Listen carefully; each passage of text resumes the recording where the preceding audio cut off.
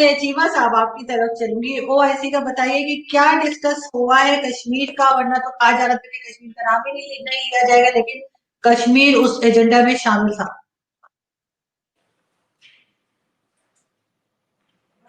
जी चीमा साहब। जी, वो कहे कश्मीर एजेंडे में शामिल नहीं था। तो जो पाकिस्तान का मौकफ है वो ये है कि जो कश्मीर है वो परमानेंट एजेंडे में शामिल है ओआईसी के। सो हर दफा एजेंडे में डालने की जरूरत नहीं है इसको।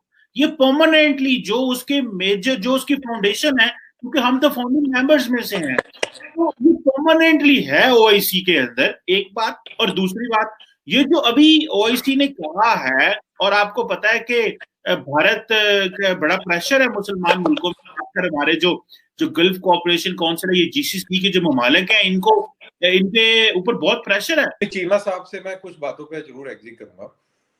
चीमा साहब ने ये बोला कि ये एक डिप्लोमेटिक विक्ट्री है पाकिस्तान के लिए। बिल्कुल, पाकिस्तान के लिए एक डिप्लोमेटिक विक्ट्री है, और पाकिस्तान के पॉइंट ऑफ व्यू से ये बहुत जरूरी था कि ओआईसी जो है इसको एजेंडे में शामिल करे। At the same time, as far as OIC is concern, जब ओआईसी के अंदर जोर शोर से कश्मीर का मुद्दा उठता था और हुर्रियत कॉन्फ्रेंस के मीर वाइज उमर फारूक भी इसको अटेंड करते थे, तो तभी कौन सा पहाड़ इधर से उधर हिला लिया, जो कि अब हिला लेंगे या आने वाले समय में कुछ कर लेंगे। मेरा पॉइंट इसमें सिर्फ ये है कि इनफैक्ट मैं अपने पॉइंट पे आऊं तो सबसे इंपॉर्टेंट चीज है कि ओआईसी की वैल्यू क्या है इंटरनेशनल लेवल पे, अदर देन अ मुस्लिम क्लब। जहां तक इंडिया का सवाल है, उसके अंदर ऑब्जर्वर स्टेटस हासिल करना और उसके अंदर घुसना, वो सिर्फ पाकिस्तान के साथ पॉलिटिक्स में पाकिस्तान को हराना, पाकिस्तान को नीचे करने वाली बात है। अदरवाइज उसका कोई रियल टर्म, कोई उसका वैल्यू जो है, वैल्यू एडिशन जो है, वो बिल्कुल नहीं है। और चीमा साहब से मैं बिल्कुल सहमत हूं कि चीमा साहब ने कहा कि हिंदुस्तान की जो खूबसूरती है वो वन ऑन वन रिलेशनशिप है मुस्लिम कंट्रीज या अरब ममालिक के साथ में। बिल्कुल आपने सही कहा, और यही वन ऑन वन रिलेशनशिप का नतीजा है कि जो सऊदी अरेबिया की जो ऑफिशियल साइट्स हैं और जो उसकी जो करेंसी है और जो भी है, उसके अंदर जो हिंदुस्तान का जो नक्शा है, पहले वो कश्मीर को पाकिस्तान के साथ दिखाता था, अब वो हिंदुस्तान के साथ दिखाना शुरू कर दिया। ये रिसेंट तब्दीली है। और यूएई के साथ में भी बहुत अच्छे ताल्लुकात हैं, और जो हिंदुस्तान दे सकता है अरब ममालिक को, वो पाकिस्तान नहीं दे सकता है। देखिए, ये बड़ी ट्रांजैक्शनल चीज होती है। अगर पाकिस्तान कुछ ऐसा दे पाता, इस्लामिक बॉम्ब और टेररिस्ट और मिशनरी मर्सनरी वॉलंटियर्स के, तो जरूर पाकिस्तान की बात होती। तो जब आप गिव एंड टेक की बात करते हैं तो बोले जी मुझे, हाय मुझे कश्मीर चाहिए, कश्मीर चाहिए। कहते हैं हाँ पुत्र, तेरे को कश्मीर मिलेगा, लेकिन तू हमें क्या देगा?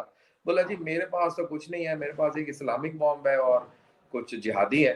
बोला यार हमें इन दोनों की जरूरत नहीं है। तो ये गिव एंड टेक का खेल है। अब हिंदुस्तान के पास बहुत कुछ है देने के लिए। हिंदुस्तान के पास में, अगर हिंदुस्तान ईरान के साथ ट्रेड करने लग जाएगा ऑयल का, अभी मैं आपको बताता हूँ कैसे डायनेमिक्स चेंज होने वाले हैं। इसी से जुड़ी चीज बता रहा हूँ कि ट्रम्प से हिंदुस्तान को बहुत नुकसान हुआ। ट्रम्प के आने से हमें ईरान के साथ में बहुत सारे जो हमारे लॉन्ग टर्म जो रिलेशंस थे वो खराब हुए। छाबहार के अंदर जो हम डेवलपमेंट कर रहे थे उस पर फर्क आया। हमारा जो ऑयल ट्रेड होता था ईरान के साथ में, वो तकरीबन खत्म हो गया। तो हमें बहुत नुकसान हुआ। एज अ रिजल्ट हमारे जो दुश्मन है वो अब ईरान के अंदर स्पेस तलाशने लग गए। तो अब फिर से पासा पलटेगा, और अब इंडिया जो है बैक इनटू ईरान के गेम के अंदर दोबारा शामिल होगा। और ऐसा होने से जो अरब ममालिक हैं इनकी परेशानी बढ़ जाएगी, क्योंकि इंडिया एक बहुत इंपॉर्टेंट फैक्टर है। इंडिया जो है पूरे इंडियन ओशन रीजन का, जिसके अंदर पूरा अरब ममालिक शामिल है, मेन फलक्रम है, मेन बैलेंस ऑफ पावर है। ये अगर शिफ्ट होती है तो बहुत ही खतरनाक नतायज होंगे अरब ममालिक के लिए। तो एक वो भी बड़ा फैक्टर है। तो इसमें जियो स्ट्रेटेजी भी है, जियो इकोनॉमिक्स भी है, बहुत सारी चीजें इन्वॉल्व है।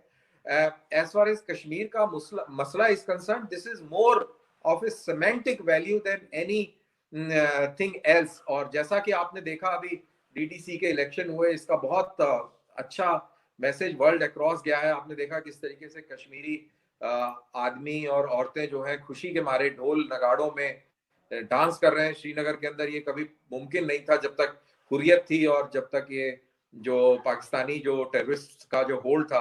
तो पिछले जो ऑल आउट चलाया तो ये सारे जो पाकिस्तानी लीडर थे टेररिस्ट के, वो मारे गए। हुर्रियत को बंद किया, हवाला से जो पैसा आता था उसको रोका, लाइन ऑफ कंट्रोल पे तकरीबन 98 to 97% इन्फिल्ट्रेशन भी काबू में है। So all these factors have contributed towards peace in Kashmir, and the face of Kashmir Valley is also changing. लोगों की सोच भी बदली हो रही है। सो ये बहुत सारी फैक्टर्स हैं। OIC एक छोटी सी चीज है, अहम है, इंपॉर्टेंट है, because it helps in creating a world opinion, and in this particular case in fact hats off to Pakistan did a wonderful diplomacy, and Pakistan got what it wanted, जो कि तकरीबन जैसा चीमा साहब ने बोला कि एजेंडा में नहीं था, ये था, एक्चुअल में नहीं था। और पाकिस्तान की जो डिप्लोमेटिक एफर्ट्स हुए और फॉरेन ऑफिस ने जो मेहनत करी, वेल उसका नतीजा था कि ये आ गया। और उसके बाद जो हिंदुस्तान का जो स्टेटमेंट आया है, चीमा साहब इंटरनेशनल स्टडीज के जानकार हैं, माहिर हैं, फॉरेन अफेयर्स भी जानते हैं, वो he will agree with me that उसकी जो लैंग्वेज है इंडियन स्टेटमेंट की, it is threatening, it is not a normal language जो इंडिया पहले यूज करा करता था for OIC। This is a changed language, और दिस शोज कि इंडिया का क्लाउड और इंडिया की इंपॉर्टेंस ऑफ पावर किस तरीके से है। अब ये कैसे आगे चीजें पैन आउट होगी, ये टाइम बताएगा। चीमा साहब, इसी बात को लेकर आगे चलते हैं। तो जैसे आजकल इनका बहुत ज्यादा फार्मर्स का इशू एक चल रहा है, उसके लिए ये भी कहा जा रहा है कि जी ISI वाले करा रहे हैं, कभी कहते हैं खालिस्तान की जो है वो एक चल रही है वहां पे। तो इसको आप किस तरह से देखते हैं? देखें जी, इसको मैंने क्या देखना है, मेरी सिंपल सी एक राय ये है कि मोदी साहब को मिली 303 सीटें, ठीक है, उनका जो नेशनल डेमोक्रेटिक अलायंस है उसके साथ उनकी होगी 353। अब इसकी ऑपोजिशन पार्टी जो कांग्रेस है उनके पास आगे, ठीक है जी। और मोदी साहब की हल्की सी वो जो गर्दन में थोड़ा सा प्रॉब्लम आ गई, वो आपको पता है ये हमारे साउथ एशिया में चलता है, ये इंडिया में नहीं है। जब यहाँ पे पाकिस्तान में नवाज शरीफ साहब जीते ना 2/3 मेजोरिटी के साथ, तो उनकी गर्दन में भी सरिया आ गया था। ये नेचुरल है। वो कहते हैं ना, power corrupts, absolute power corrupts absolutely. जो अमित शाह साहब और मोदी साहब की पॉलिटिक्स है, that is not what they have been doing in Punjab. वो रेस्ट ऑफ द कंट्री वो पंजाब में नहीं है। सो मेरा ख्याल है कि यहाँ पे आके थोड़ी सी इन्होंने वो जो थे ना, जो टिपिकल स्टाइल था बीजेपी की पॉलिटिक्स का, उसको बाय नहीं किया। और खासकर आपको पता है, ये मैंने सारी डिटेल इसके ऊपर की हुई है। अभी कोई मेरा ख्याल है कुछ 400-500 के करीब तो फॉर्मर यूनियंस हैं मेरा ख्याल है, जो इसमें सारी खड़ी हो गई हैं। फिर इसमें बहुत सारी अकाली दल, कांग्रेस, आप, कम्युनिस्ट पार्टी, ये सारी भी इनके साथ मिल गई है किसानों के साथ। फिर बेसिकली जो किसान वहां, अच्छा इसमें मोदी साहब जो कर रहे हैं ना, मोदी साहब से गलती ये हुई कि मोदी साहब ने ये लॉ लेने के आते हुए डिस्कस नहीं किया, उन्होंने फार्मर तक आउटरीच नहीं की। उनको जो ये चाहिए, उन्होंने सोचा कि जो मैंने कश्मीर में जिस तरह एक मेजोरिटी के साथ लॉ ले इधर भी चल जाएगा, लेकिन यहाँ पे कुछ चीजें बदल गई। अब यहाँ पे सोसाइटी एक चीज बना देती है जिसे हम बोलते हैं आड़ती, मिडलमैन। हमारे पाकिस्तान में भी आड़ती हैं, हमारे भी फौजदार आड़ती जाते रहे। आड़ती हमेशा इस्तेमाल करता है, इसमें कोई शक नहीं है, लेकिन पुराना स्ट्रक्चर इस तरह है कि जो किसान है वो आड़ती के साथ खुश। लेकिन अब मोदी साहब क्या कर रहे हैं कि वो कहते हैं जी कि आप MSP लगाएं, कि जिस जो सपोर्ट प्राइस है उसको वो डिटरमिन करें। वो कहते हैं जी हम क्यों करें, अगर इसमें बहुत सारे एंगल है, there is no one angle, लेकिन मैं मोटी मोटी आपको बात समझाना चाह रहा हूँ। इस तरह ये कॉर्पोरेट कल्चर को बीच में आ रहा है, कॉर्पोरेट कल्चर आ गया ये दिल्ली, वो जो नवजोत सिंह सिद्धू बात कर रहे हैं, अंबानी आएंगे, वो गोदाम बना लेंगे, वो सारा फूड स्टोर कर लेंगे, नेक्स्ट टाइम बेचेंगे, आड़ती के पास वो चीज नहीं होती। सो आड़ती जो है, बेसिकली आड़ती को कट लगेगा, आड़ती को प्रॉब्लम आएगी, लेकिन वो किसान के ऊपर खेल रहा है, क्योंकि इंडिया में किसान बहुत छोटे छोटे हैं, 5-5 एकड़, 7-7 एकड़ इस तरह के भी मौजूद हैं। सो मुझे ऐसे लग रहा है कि नरेंद्र मोदी समहाउ कुछ अच्छा करने जा रहा था, लेकिन तरीकाकार गलत था और पंजाबी खलो गए। ए रौला गया, मुझे ऐसा लगता है।